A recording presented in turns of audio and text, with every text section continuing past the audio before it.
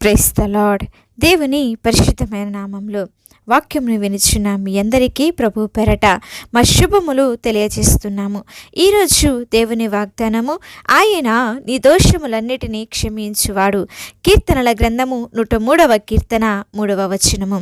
ప్రియ సహోదరి సహోదరులారా, ఆయన ఎలాంటి వాడంటే ప్రేమించేవాడు.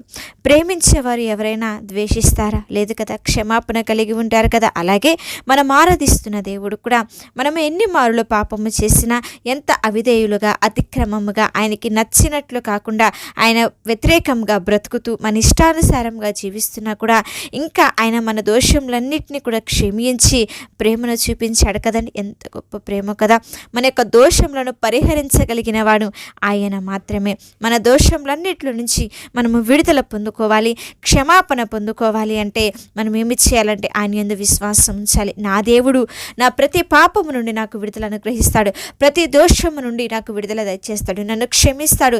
దేవా, ఘోర పాపినైనటువంటి నన్ను మన్నించు ప్రభువా అని చెప్పి మనము మొరపెట్టగలిగినట్లయితే ఆయన మనలను క్షమించువాడండి. అంతేకాకుండా మనము ఆయన ఎదుట మన యొక్క దోషములను అతిక్రమములను ఒప్పుకోవాలి.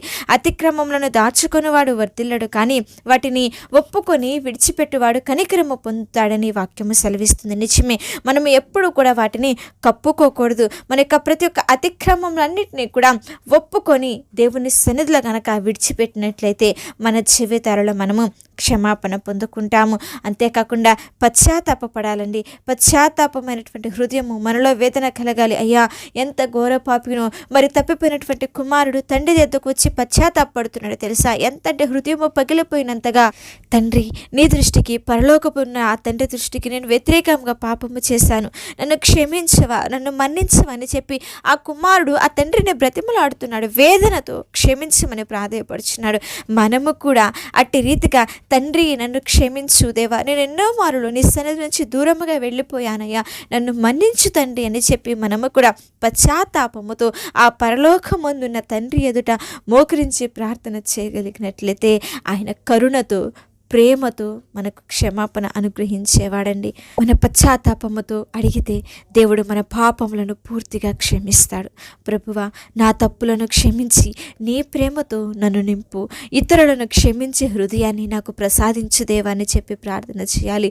క్రీస్తు గనక ఆయన ప్రేమతో ఏ విధంగా అయితే మనల్ని క్షమించాడు, మనము కూడా మన తోటి వారిని క్షమించే మనసు కలిగి ఉండాలని, పగకు ఎలాంటి స్థానం అనేది లేకుండా ప్రేమను కలిగి జీవించాలి.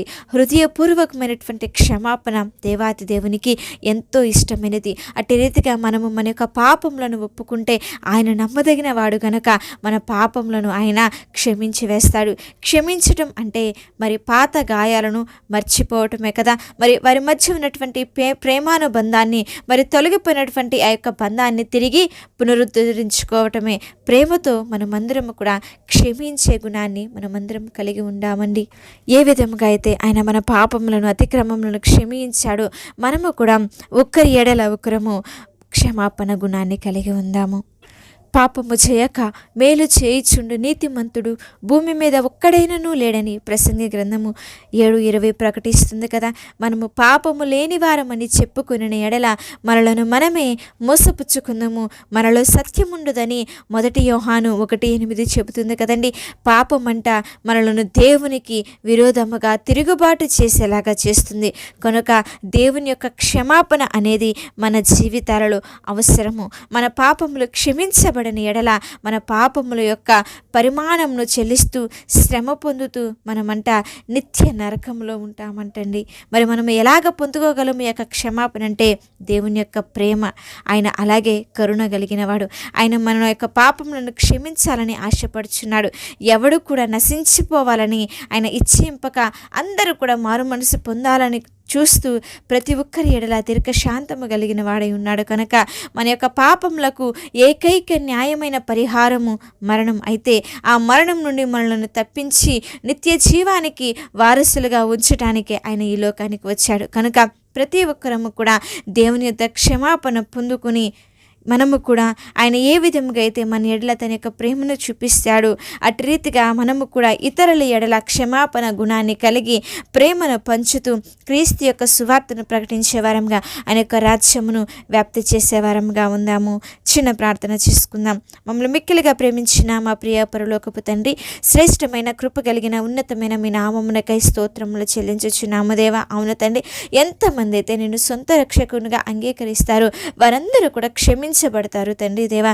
ఎంతమందికి అయితే రక్షణ లేదు వారందరికీ రక్షణ, మారు మనసు, పాప క్షమాపణ మీరు అనుగ్రహించమని ప్రార్థించుచున్నాం. నీకు కృపను చూపించండి అయ్యా. మేము ఎన్నో మారులు నీకు విరోధముగా పాపము చేశామయ్యా. మేము శిక్షకు పాత్రులమని మాకు తెలుసు. అయినా సరే తండ్రి, నీ ప్రేమ చేత మా మీద ఉండవలసినటువంటి ఆ దోష శిక్షను అంతా కూడా తీసివేసి నీ కృపతో మమ్మల్ని నిలబెట్టి మా జీవితాలలో క్షమాపణ అనుగ్రహించినందుకై నీకే స్తోత్రములు చెల్లించుచున్నాం. ఎంతమంది బిడ్డలైతే వాక్యంను వింటున్నారో వారందరి జీవితాలలో క్షమాపణ జీవితాన్ని అనుగ్రహించండి, నీ కృపతో నింపండి. ప్రతి ఒక్కరి పట్ల ఉన్నతమైనటువంటి మేలులను, ఆశీర్వాదములను కలుగచేసి తండ్రి, వారు ఎదుర్కొంటున్న ప్రతి ఒక్క శోధనలోనూ, ప్రతి ఒక్క బాధలు, ఇరుకులు, ఇబ్బందికరమైన ప్రతి పరిస్థితులన్నింటిలో నుంచి విడుదల దయచేసి కృప చూపించి ఆశీర్వదించి దీవెనలతో నింపి సమృద్ధికరమైన జీవితాన్ని ప్రతి ఒక్క బిడ్డకి అనుగ్రహించమని మా ప్రభును ప్రియరక్షకుడైన యేసుక్రీస్తు వారి నామంలో అడిగి వేడుకొని ప్రార్థించుచున్నాము తండ్రి.